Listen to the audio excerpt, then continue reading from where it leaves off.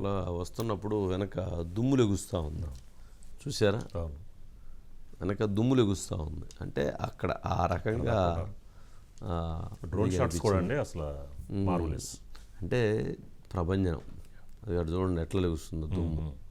సినిమాల్లోనే కాదు విడిగా కూడా అటువంటి ప్రభంజనం కనిపించింది. సరే ఏదైనా కానీ దీని ప్రభావం పిఠాపురంలో వచ్చేటువంటి ప్రభావంతో, మెజారిటీ ప్రభావంతో కాకినాడ పార్లమెంటు సీటు కూడా ఖచ్చితంగా జనసేన పార్టీ ఉదయ్ గెలిచేటువంటి అవకాశాలు స్పష్టంగా కనపడుతున్నాయి. అంటే దాని ఇంపాక్టు మొత్తం పార్లమెంట్ మీద పడిపోయింది.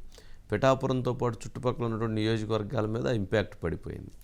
దీంతో అక్కడ ఒక సునామీ ఎలక్షన్లో జనసేన పార్టీ పవన్ కళ్యాణ్ గారు భారీ గెలుపుతో పాటు అక్కడ తెలుగుదేశం పార్టీ, భారతీయ జనతా పార్టీ అభ్యర్థులు కూడా భారీ విజయాన్ని సాధించేటువంటి పరిస్థితి అక్కడ కనపడుతోంది.